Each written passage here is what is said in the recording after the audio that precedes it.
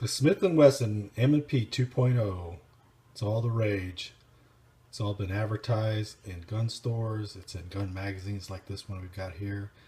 Has a more shootable light crisp trigger. Has a tactile reset, aggressive texture, optimal grip angle, all the rage. You can find them at gun stores, gun shows, and supposed to be the newest and latest thing from Smith & Wesson. Supposed to be much better than the original.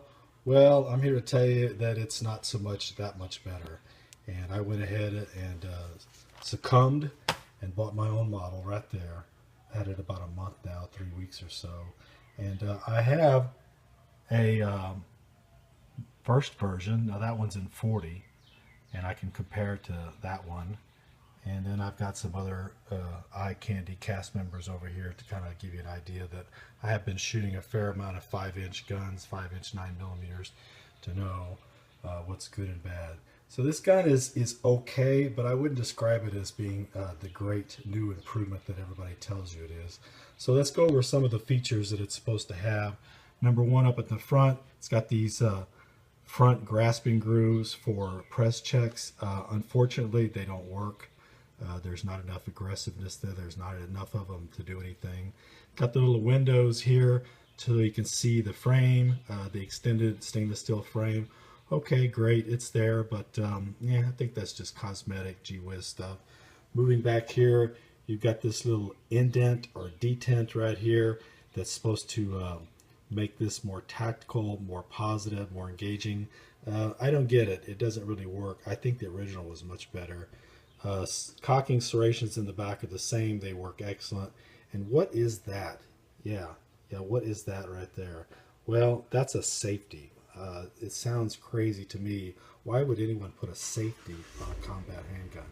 Don't really understand that. And not only that, but it does not have a very positive engagement, and so it tends to flip on when you don't want it to flip on. Very disgusting, very frustrating. And so some people are milling these things off. Some people are taking them out. I plan to take this one out at some point.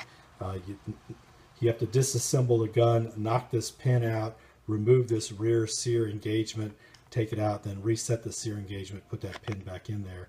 And then you're going to have some holes here. And Smith & Wesson's kind enough to send you some little blank plugs if you ask. And I have asked, and mine are on the way.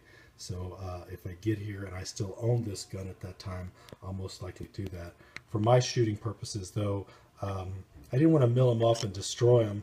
But what I did do is I put just a drop of blue Loctite under the mechanism and kind of glued them down. So now they will not operate. They are frozen, locked in the off position.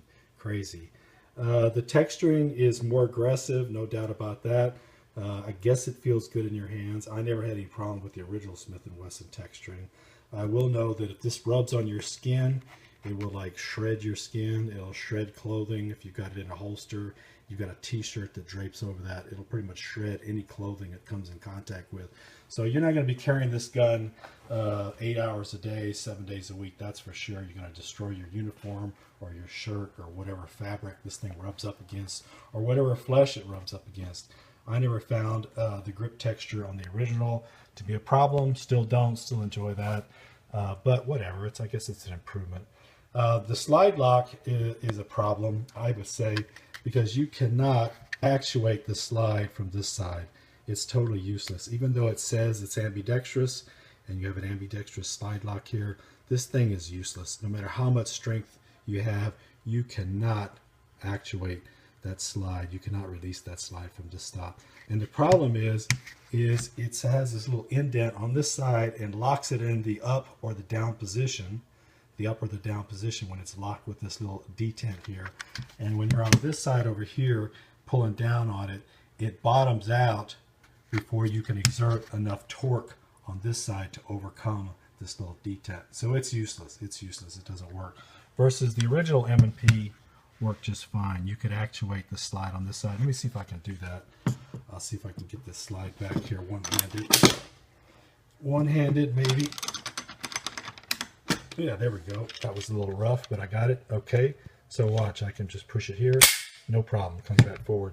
This one, Let's see if we can try that. What I'm doing here is I'm one-handing this off the side and come over here and let's see. Nope, can't do it. Sorry. And I'm not whipping out. I'm trying to put some major force on that gun and I cannot get it to work. This side, and maybe, let's see if I can get it to work. Oh yeah, that was a lot of work to get it to close. I don't think it's meant to use that way. I think it's meant to slingshot back. So kind of a miss, I think, on the Smith & Wesson M&P 2.0. Color's cool, give them credit for that. Relief cuts here, kind of cool. That looks fine. Sights are good. Sights are good on 1.0 as well. Been shooting the gun. What about accuracy? It's supposed to be tremendously accurate. Well, let's look at some targets. So this is my first attempt with the gun at 25 feet. That's 5 shots at 25 feet. And not great, but that's okay. I'd like to see a little better. Worked on a little more, got it tightened up. Okay, that's pretty good too. 25 feet, all in that 2-inch circle. And then after really working with it, I got that group. Now I got one flyer down to the bottom left there, but the ones in the middle were pretty good. But that was after really working hard on this trigger. The trigger is not as easy to shoot as you would think. There's something about that M&P trigger that some people will tell you they just can't master. If it's the only gun you own and the only gun you shoot and you practice with it, you'll probably get good at it. But if you swap between, let's say, the PPQ over here, long slide, this is probably the standard by which all triggers should be judged. This is an amazing trigger in this PPQ. Doesn't come close, sorry. And I've got an XDM 5.25 over here. Not as good a trigger as in the PPQ, but every bit as good as you'd want to shoot, and much better in my opinion, than the Smith & Wesson M&P. So if you're looking for a long slide, oops, excuse me, bumped the camera there. If you're looking for a long slide, you might keep looking. I'd suggest you keep looking. It's an okay gun. I'm going to shoot some more with it, keep it a while. I'm not sure if I'm going to sell it or not at this point. Probably will, but I'll probably have it a couple more weeks playing with it, see how I feel about it after a few more weeks. And there's just some eye candy there. Was on the Dillon earlier today, working up some 9mm loads. There's the beautiful Dillon, all cleaned up from a reloading session. Loaded up 300 rounds here, so that's what I'll probably be putting through this gun later in the month. Maybe run about another 300 through here and see what I think about it. So M&P 2.0, okay gun, but not as great as everybody's hyping it up to be.